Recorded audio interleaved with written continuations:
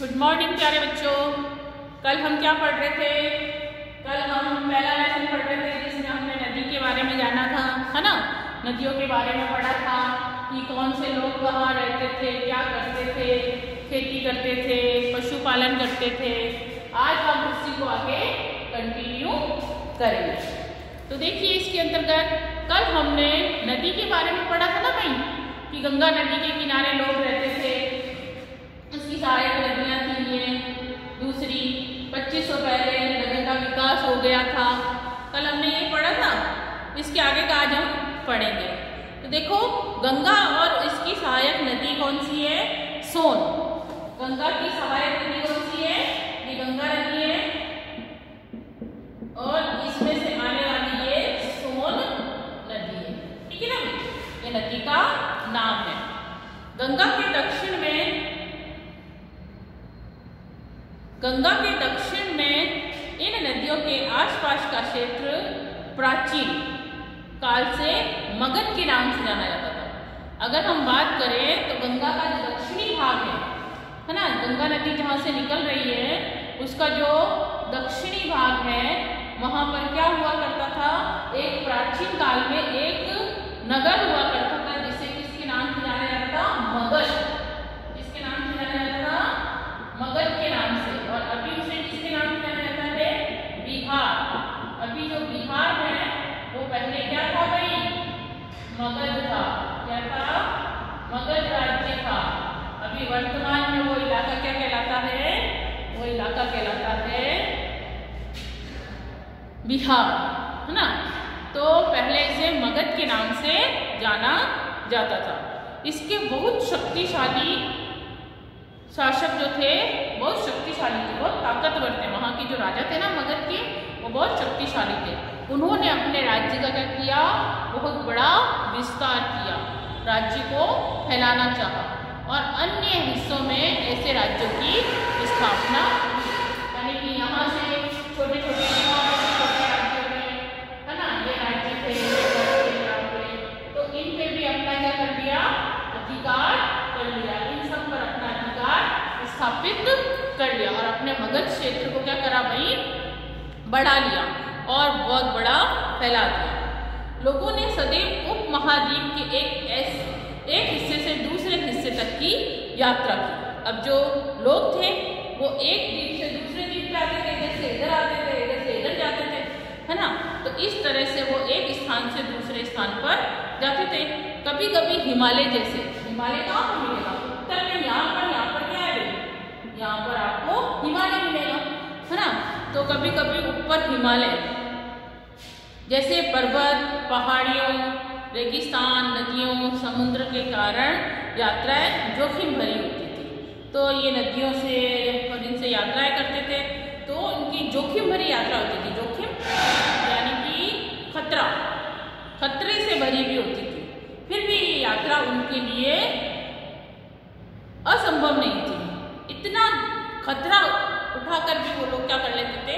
यात्राएं करते थे, रुकते नहीं थे। अतः कभी लोग काम की तलाश में, कभी कभी काम ढूंढने के लिए इधर उधर जाते थे।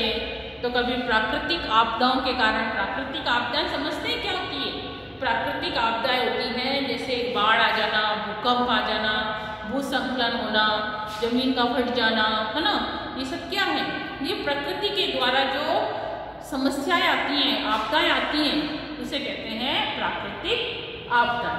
तो ऐसी प्राकृतिक आपदाओं के कारण वो क्या करते थे? अपना स्थान, एक स्थान से दूसरे स्थान पर चले जाया करते थे। कभी कभी क्या होता था भाई? सेनाएं एक क्षेत्र पर विजय हासिल करने के लिए जाया करती थी। जैसे कोई राज्य है, इस राज्य के अंदर इस राज्य ने दूसरे राज्य पर आक्रमण किया, तो इस राज्य की सेनाएं क्या करेंगी? वहां पर युद्ध करने के लिए जाती थी। वहाँ की सेनाएं, वहाँ के कुछ लोग थे जो सेना में भर्ती थे, है ना। उस राज्य पर विजय हासिल करने के लिए वो वहाँ से जाया करते थे। कभी कभी इसके अतिरिक्त जो व्यापारी होते थे ना, वो व्यापारी कभी काफिलों में तो कभी जहाजों में अपनी मूल्यवान वस्तुएं हैं जैसे लेकर जाते थे एक स्थान से दूसरे स्थान पर। सामान बेचने जाते थे नदियों से, है ना, जहाज के द्वारा, छोटे छोटे जो समुद्री जहाज होते ना उनके द्वारा वो सामान एक स्थान से दूसरे स्थान पर लेके जाते थे। धार्मिक गुरु लोगों को शिक्षा और सलाह देने के लिए एक गांव से दूसरे गांव में जाते थे और वहां पर जाकर अपने धर्म का प्रचार प्रसार करते थे, लोगों को धर्मों से जोड़ते थे। कस्बे में जाते थे, कस्बे से दूसरे कस्बे में, गांव से दूसरे गांव में। कुछ लोग नए और रोचक स्थानों की खोज की तलाश में खुशी खुशी यात्रा किया करते थे। कुछ ऐसे लोग भी थे वहां पर जो ना नई चीजों की खोज के लिए यात्राएं करते थे और इन सभी यात्राओं के से लोगों ने एक दूसरे के विचारों को जानने का अवसर मिला।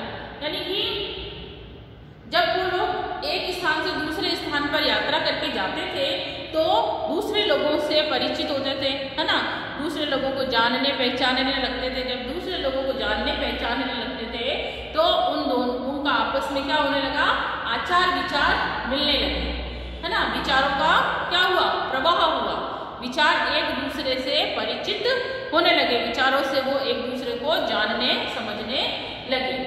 आज लोग यात्रा क्यों करते हैं? अगर हम आज की बात करें तो आज लोग यात्रा क्यों करते हैं? तो क्यों करते हैं भाई? एक बार फिर से हमको मानचित्र देखना पड़ेगा। इसमें पहाड़ी हैं, पर्वत है, समुंदर है ना। इस उपमहाद्वीप की प्राकृतिक सीमा का निर्माण करते हैं। जो ये जो किनारे किनारे है, देखो भाई यहाँ से इधर का स्तर है, नेपाल है, चीन है, चाइना है, पाकिस्तान है, अफगानिस्तान है ना। तो ये क्या करते हैं भाई, ये इधर सीमा का निर्धारण करते हैं। हालांकि लोगों के लिए इन सीमाओं को पार करना क्या होता है भाई, आसान नहीं होता है, बहुत कठिन होता है इन सीमाओं को पार करना। जिन्होंने ऐसा चाहा वे ऐसा कर सके, वे पर्वतों की ऊंचाई को छू सके, समुद्र के अंदर जाके समुद्र पार किए, उपमहाद्वीप से बाहर से कुछ लोग यहाँ आए और यहीं बस गए। तो इस प्रकार से लोगों का क्या हुआ भाई, आवागमन हुआ, आना जाना हुआ। इस आवागमन ने क्या करा भाई, हमारी संस्कृति और परंपरा को समृद्ध किया, आगे बढ़ाया और ज़्यादा परिचित किया। कई सौ वर्ष पहले पत्थर को तराशने को, पत्थर को क्या करते थे, ठोक पीट के उसको तराशते थे, है ना, उसको अच्छा डिजाइन में बनाते थे। संगीत रचने लगे, संगीत का आविष्कार हुआ। यहाँ तक कि भोजन बनाने के लिए नए तरीकों के बारे में एक दूसरे के विचार भी अपनाते रहे। तो ऐसे लोग क्या करने लगे कि भोजन कैसा बनता है, आपके यहाँ का भोजन कैसा है, उनके वहाँ का भोजन कैसा है। तो एक दूसरे के भोजन से लोगों के आचार विचार क्या होने लगे, मिलने लगे। तो बच्चों, यहाँ तक आपको समझ में आया कि किस तरह से लोगों का आना जाना हुआ, एक स्थान से दूसरे स्थान पर लोग कैसे एक दूसरे से परिचित हुए। इसके आगे की क्लास हम कल लेंगे, जिसमें हम पढ़ेंगे देश के नाम, कि हमारे देश का नाम कैसा है, क्यों है, कैसे पढ़ा।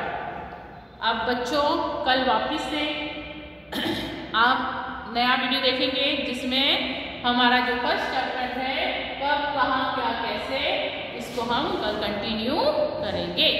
थैंक यू प्यारे बच्चों।